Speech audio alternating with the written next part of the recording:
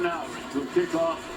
It's about the national championship game here at the Chick-fil-A Peach Bowl in Atlanta, Oregon, and Indiana. The teams have headed back to the locker room. The Oregon band taking the field just behind us. The Indiana band waits behind them, behind the end line. Nick, as you look at this, what do the Ducks have to do to win the game? Well, I think the first thing is they got to control the line of scrimmage.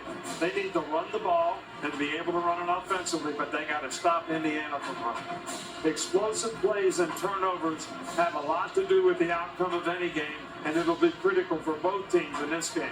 They got to play for 60 minutes. I mean, the game was 20-20 going into the fourth quarter, and they didn't finish.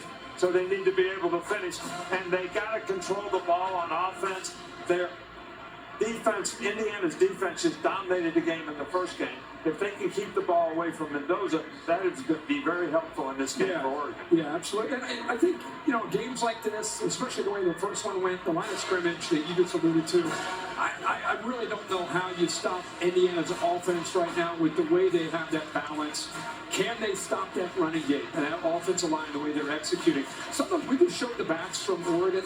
I don't know if Whittington's playing or not, but De'Aaron Hill has 169 snaps on the year, 0 reps as a true freshman, and pass protection. And to me, pass protection for the backs stepping up against the blitz was really bad in the first game with their guys. Keep an eye on the back stepping up, and if that becomes an issue, something that I think Brian Haynes may attack. Yeah, and Oregon obviously shuts out Texas Tech, but I don't think anybody really thought Oregon's offense played phenomenal in that particular game. So I'm excited to see what Dante Moore and them are able to do with the back. And I think all videos of Whittington and what Pete Hamill just said over there. It sounds like Whittington was great. That was a good. Yeah. That's the way it goes sometimes. But on that note, I think Oregon's offense is going to have to keep up with this Indiana offense. Now, can Uyunglele and the boys affect Fernando Mendoza? And then what Mendoza showed in the Rose Bowl, which is something I guess we haven't seen all year, his ability to extend plays and run. He looked fast, looked like a stallion. So I think that D-line is going to have to affect Fernando Mendoza from doing what he has done, which is throw dots and be efficient all over every field since he's become a Hoosier.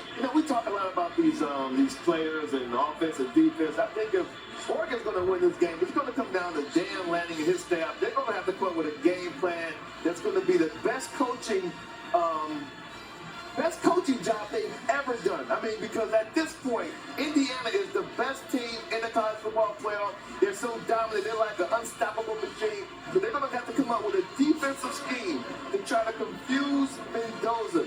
He's smooth. He's a guy who, he makes all the throws, makes all the right decisions. He's never confused out there. They're going to have to try to affect this offense, this Indiana offense, get him off schedule, and then try to make sure that those guys aren't the well-oiled machine that we've seen all season long.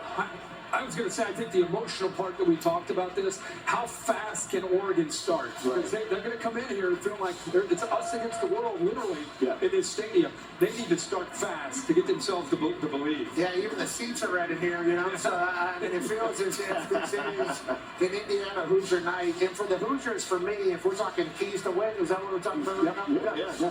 They just got to do exactly what they do. That's right. I mean, this is just a methodical team that is just, they know exactly who they are. They play exactly who they are. They're very mature. This is an old team. This is an old physical team with a lot of chips on their shoulder. I think they just got to be who they are. That's efficient on offense. That's physical on defense. That's sound. That's good gap. That's everything they are. They just need to be in the biggest moment. And I think that first time they played Oregon, that was maybe a moment for not only the national audience to kind of see them be good, but maybe for themselves too, to say, hey, we're supposed to be here.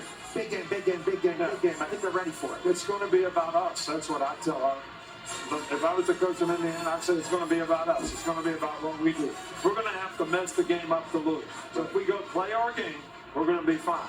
Because they have great balance, they have a great defense, they really don't have a weakness, so they just have to go execute. I also think, again, handling the success and keeping their edge. They've been a team forever that's been told that they're not good enough, and they've rallied around that. Now they're being told how wonderful they are. Can they handle prosperity and all these pats on the back and show up with that same edge they played with in Pasadena? It's really simple for me. They have an identity. Just be who you are, do what you do, and you will be fine. If anything happens that surprises you, I think they're smart enough and they're veteran enough that they'll be able to make adjustments on the fly. Just be who you are. Man. It feels too comfortable, doesn't it? Especially with Dan Lanning, with how good of a coach he is. Oh, yeah. And what are the stats on the second coaching job. There's a chance, you know. What a night this could be for the Ducks with how we all feel about this Hoosiers I'm team. just saying, whenever it feels like everything is so obvious, usually the opposite happens. College football, baby. Yeah. And you see right after the start, if you don't expect, you mentioned pass protection from the backs. Jay Harris was a Division II All-American, Northwest Missouri State, weighs about 225 pounds. He's played a lot. Maybe he's the guy that provides a little pass pro at times if they need it from Deere Hill. The time now for the best bet. Presented by DraftKings Game Day. Presented by Coors Light. Who makes it to the national championship game, Dad? Will it be Indiana or Oregon? I tell you, when you look at the Hoosiers, the things that make them great is things like no mental errors. They don't get penalized a lot. They don't miss a lot of tackles. All of that adds up to a team that simply does not beat themselves. The Hoosiers will be at Hard Rock going up against the Miami Hurricanes in the national championship game. Wow, what a story that would be for Mendoza going back to Miami. Oh, absolutely, Grew up yeah. right next, by the way, I told him, he said, let Des live, right? He showed me the neighbor. I said, Yeah. Des, your neighbor. 100%. Yeah, so that would be huge. Go cheer up. Well, you know, I love Dan Lanning. I think he does a great job with coaching. I think he does a great job in motivating his players. I think his team will have to play their best game on both sides of the ball and not make very many mistakes against a team that plays almost with flawless execution. Indiana's not going to give them the game. They're not going to make mistakes. And unless they change, they're going to win the game. So I'm going to pick Indiana. Okay. So Des, coach, likes Dan Lanning, but he's going to go Indiana. I know what Pat has been definitely going. Whoa. I'm really apprehensive here because it's so obvious that Indiana should win this game because of all the reasons the guys have said. But the football guys don't always fall in line with logic. Sometimes the emotions in this game can take it the other way. Despite all that, I do think Indiana's the best team currently in the CFP. I think the execution shows up, and I think they win this game.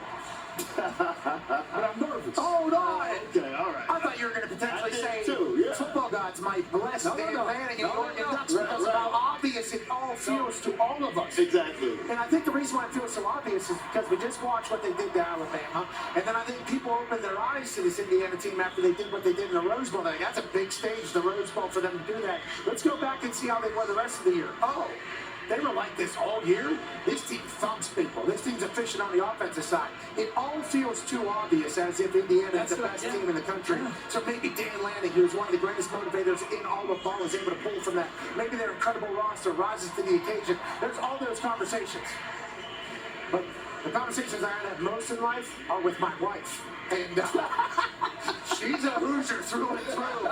And so am I now. I'm married into this state. I'm lucky to do it. And I think what Signetti's been able to do is special. I think it's one of the great things about this transfer portal, this NIL. It can awaken an entire state. Bring them all the way to Atlanta to watch their team in football take on a powerhouse like the Oregon Ducks. College football is magical, and tonight is going to be another display of that as a fairy tale movie out of Bloomington continues, and Indiana gets a win of the Oregon Ducks. We'll see if that's the way it goes. And as a field pass on ESPN.